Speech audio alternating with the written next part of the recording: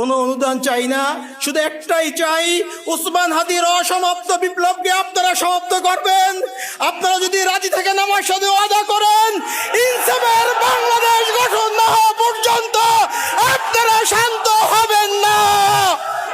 আপনারা হাদিকে ভালোবাসেন, হাদির বিচার চান, ওই শাহবাগকে ফ্যাসিবাদ মুক্ত, ভারতীয় আধিপত্যবাদ মুক্ত কায়েম করতে হলে আপনাদেরকে আন্দোলন অব্যাহত রাখতে হবে।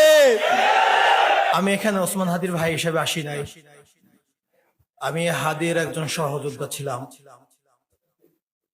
হাদি যখন গুলিবিদ্ধ হয়েছে, একই রিকশার বাম পাশে আমি বসা ছিলাম। হাদি ডান পাশ থেকে সন্ত্রাসীদের হাতে গুলিবিদ্ধ হয়েছে। কান্না করার জন্য আমরা রাজপথে নামি নাই। শহীদ ওসমান হাদি যখন জুলাই আন্দোলনে অংশগ্রহণ করে, তার ওয়াইফ সন্তান সম্ভা ছিলেন। দিনের পর দিন, রাতের পর রাত যখন বাসায় ফিরতে পারেন নাই, আমাদের পরিবারের পক্ষ থেকে তাকে বারবার বলা হতো, পরিবারের কথা চিন্তা করতে হবে, নিজের নিরাপত্তার কথা চিন্তা করতে হবে। তার একটাই জবাব ছিল, আমাকে আমার আল্লাহ রক্ষা করবে। আমি যদি চলে যাই, এদেশের 18 কোটি জনতা আমার পরিবারকে দেখে রাখবে। এর চেয়ে বড় নিরাপত্তা আর কাউ দিতে পারবে না। যদি আমি আমার রবের ডাকে সাড়া দিয়ে চলে যাই, আপনি শহীদের ভাই হবেন। আমার মাকে বলেছিল, আমি যদি মা চলে যাই, আপনি শহীদের মা হবেন। এর চেয়ে আর গর্বের কিছু নাই। কিন্তু আমি শহীদের ভাই হতে চাই নাই। আমি চেয়েছিলাম রাজপথে বিপ্লবী ওসমানের পাশে থেকে এই বাংলাদেশকে আধিপত্যবাদ মুক্ত করতে। আমি চেয়েছিলাম ইনসাফের বাংলাদেশ যতদিন পর্যন্ত গঠন না হবে, আমরা রাজপথ ছাড়ব না। কিন্তু আজকে ওসমান চলে গেছেন, আল্লাহ ওকে তার সর্বোচ্চ পুরস্কার দিয়ে নিয়ে গেছেন। শুক্রবারের জুমার নামাজের পরে সে গুলিবিদ্ধ হয়ে পরবর্তী শুক্রবার রাতে সে ইন্তেকাল করেছেন সিঙ্গাপুরে। আমাদের পরিবার, ইনকিলাব মঞ্চের ভাই ব্রাদাররা আমরা ঘটনার আকস্মিকতায় ধুমড়ে মুচড়ে গেছি। আমরা এখনো স্বাভাবিক জীবনে ফিরতে পারি নাই। জানি না আমরা স্বাভাবিক জীবনে ফিরতে পারবো কিনা।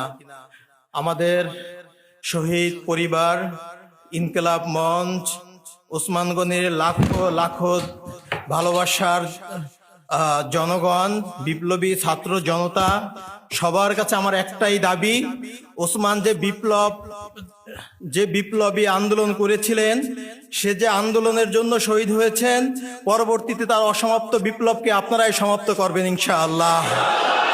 আমরা ওসমান হাদির পক্ষ থেকে কোনো পারিবারিক আর্থিক সহযোগিতা চাই না, কোনো অনুদান চাই না, শুধু একটাই চাই, ওসমান হাদির অসমাপ্ত বিপ্লবকে আপনারা সমাপ্ত করবেন।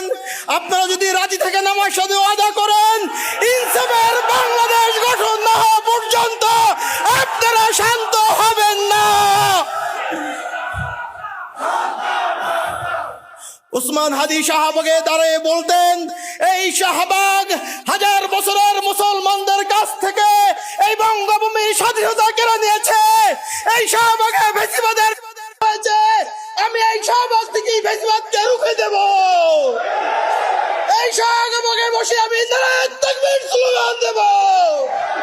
যদি আপনারা হাদিকে ভালোবাসেন, হাদির বিচার চান, ওই শাহবাগকে ফ্যাসিবাদ মুক্ত, ভারতীয় আধিপত্যবাদ মুক্ত কায়েম করতে হলে আপনাদেরকে আন্দোলন অব্যাহত রাখতে হবে। আমি আমার বক্তৃতা শেষ করছি। আপনারা হাদির 8 মাসের সন্তানের জন্য দোয়া করবেন, ওর ওয়াইফের জন্য দোয়া করবেন। হাদির ছোট বোন, আমার বাবা মৃত্যুর পরে আমরা 2 ভাই অসহায় ছিলাম। আমার ছোট বোন আমাদেরকে বড় করেছেন, তার বেতনের টাকা দিয়ে আমাদেরকে পড়াশোনা করেছেন। ও খুব বেশি অসহায় হয়ে পড়েছে, মানসিকভাবে অসুস্থ হয়ে গেছে। খাস করে ওর জন্য আপনারা দোয়া করবেন। আল্লাহ আপনাদেরকে ওসমানের স্বপ্নকে বাস্তবায়ন করার তৌফিক দান করুক।